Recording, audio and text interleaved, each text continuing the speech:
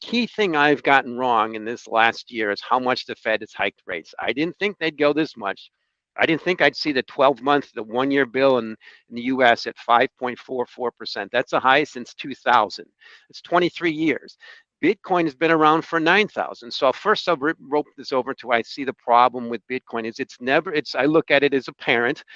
My kids are in almost 30, some of them now, and that is that this teenager has never seen a world without zero interest rates, massive liquidity, and now it's completely the opposite. In addition, part of that, the engine of growth in the world and that bastion of trading from China is just reverting. Now that's the process right now.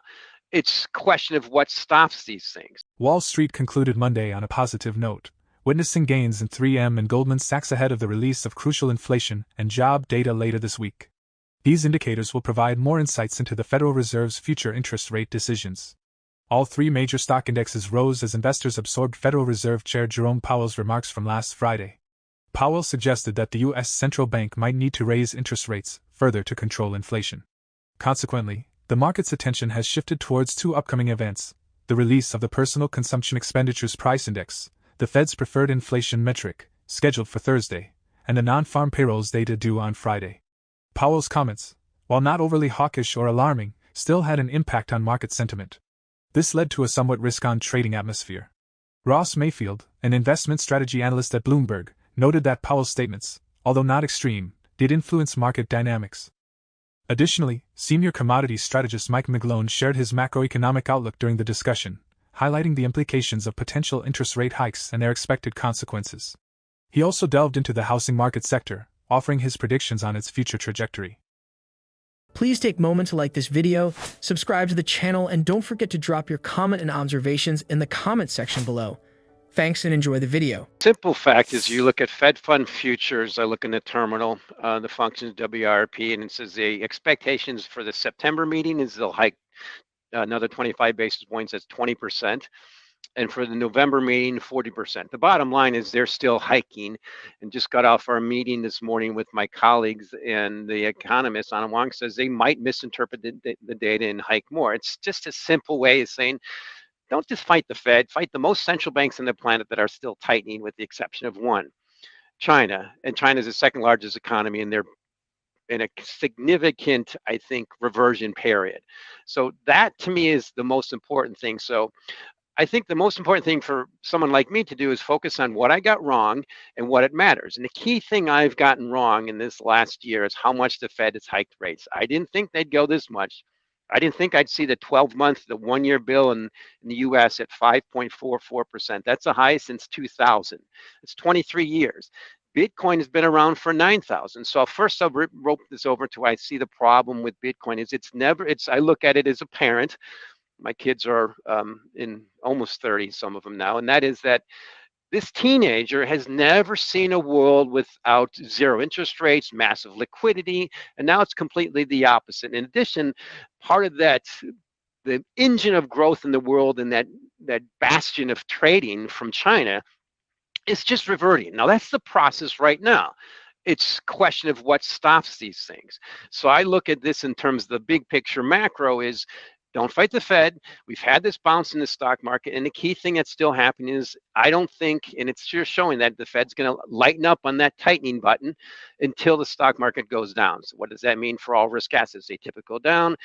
Definitely for all the altcoins, Bitcoin, maybe at some point it'll look back and say, okay, up 26,000 X's since it traded one in 2011. Maybe it reverts a little bit of that. To me, that's the risk in the macro.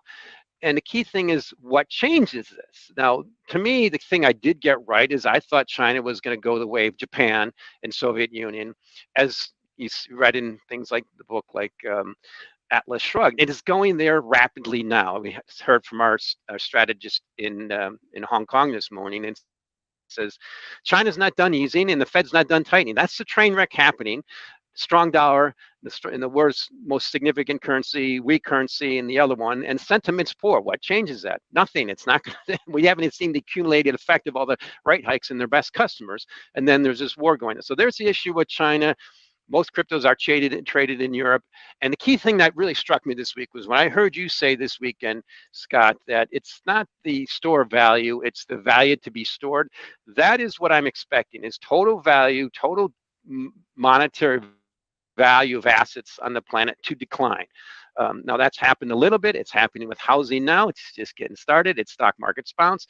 In China, it's happening. But if it has a normal reversion that is historically, we can take that GDP around 17, 18 trillion and knock it back a few. It's just what always happened. China, look at Japan. Its GDP has been the same for about 30 years now. 30 years. Yeah. Yeah. So this is, I'm not going to make it long-winded, but it's just the key things that are the bottom line for me is these are significant macroeconomic trends that are in motion. And the bottom line we have to ask ourselves is, number one, where we're from. And where did we come from in markets? We are talking about, in terms of Bitcoin, the best performing asset in history that potentially will revert more. That's my bias. We're talking about the stock market just a few years ago by 4 or 5 metrics was the most expensive in history that just may revert more. And then we have the most significant monetary authority in the world that's indirectly saying, okay, it's time to cut that umbilical cord of all risk assets being dependent on us being there every time they drop 20%. That's a body in motion. Yes, I've been early, but at some point, gradually and suddenly, things going to kick in and all risks go down. And even our chief interest rate strategist, Ira Jersey, pointed out there's pretty good risk reward, that 2-year note yield at 5.05%. In July, the rate of seriously delinquent single-family mortgages, defined as those late on payments by 90 days or more or already in foreclosure, remained unchanged month over month at 0.56%, according to Freddie Mac. However, compared to July 2022, this rate was lower, down from 0.73%. For Fannie Mae, the other government-backed mortgage finance giant, serious delinquencies decreased to 0.54% in July, down from 0.55% in June.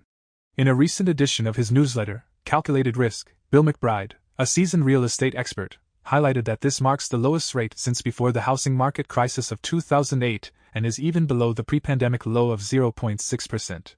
Now, let's turn our attention to Mike McGlone, who will share his insights on the housing market. Since when is spiking mortgage rates good for any type of liquidity in housing? So existing home sales have collapsed. We get that. That makes sense. And what's spiked up? New homes under construction, about the highest ever. And the last time we had a similar high in this was when we had the big, well, it was around 2006, and then well before that in the 80s when we had boomers who were buying. Now they're, get me out, but it's a classic sign of a cycle in a market. We have this initial period where, okay, existing home in sales are inventories. Now, first of all, we teach the number one rules about inventories are low inventories and high inventories. Prices always peak when inventories are low, and they always bottom when inventories are high. I remember pointing that out in crude oil about 1.5 years ago on live TV, and they thought I was crazy. I'm like, well, I'll show you the facts. So that's what's happening. The thing is, now they're going to the new homes under construction. They're making this supply kick in because they're giving them favorable deals. They can give them lower rates. And it's classic, going to kick over until massive supply kicks in. The whole thing's tipping down. The bottom line is, don't fight the most significant fact in the planet here, and that's this Federal Reserve still tightening. So that's just starting to kick in. I mean, come on, you see it in condos in Miami. I've seen people involved in it. And then people I just meet, I own this property and that property. It reads very much like The Big Short. So many people own what, and here's a key leading indicator we did not have during the last recession, Airbnbs. They're collapsing. I mean, this was a quote from our economists a little while ago. They're just starting to, and that's going to be a lot of overextended. So that's the one thing we need to remember where we came from. We're just coming off the longest extended period of zero interest rates on a global scale ever. What does that make people do? Take too much risk in areas they shouldn't be and seek yield. Now they look over that two-year note, as Dave said, to me, that's the giant sucking sound, as Ross Perot used to say. And it's overwhelming, but to me, this is how markets work. The key thing I'm concerned about, and I have to point out my fears, is what Benjamin Disraeli said. What we anticipate seldom occurs. What you both said, and we all said about Bitcoin, things we've known for 8 to 10 years.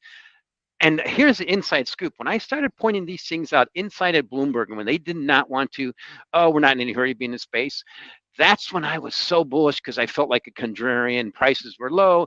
This big firm doesn't get it. And then they kicked over. Now it's completely in the masses. What you said is a known. I go to parties and things. Everybody says the same thing. I have to admit, my contrarian bent is up. When everybody says the same thing about the best performing asset in history of mankind, you got to be careful. So, but housing is it's not only what's housing in this country is a train wreck. Early days, but look what's happening in China. It's just getting started. China's housing crisis has worsened, with an oversupply of new apartments that could meet 7 years of demand. This imbalance is straining China's economy, especially when compared to the more robust social safety nets in countries like the United States. For instance, Chinese seniors receive significantly less in pension and social security benefits, and their healthcare coverage is inadequate. As a result, consumer spending remains low, exacerbating the ongoing real estate troubles. The real estate and consumer sector challenges in China are compounding the risks posed by high levels of debt among businesses, households, and local governments. Economists worldwide, including those within China, have advocated for greater support for the consumer economy and a shift away from relying on speculative property development and infrastructure investments for growth. China's economic challenges have far-reaching implications on the global economy. The impact of its struggles extends beyond its borders, affecting international trade and investment. Share your thoughts on how China's economic issues are influencing the global economy in the comments below. For more Daily Dose Crypto news, check out these 2 awesome videos on your screen. Click now and we will see you on the next video.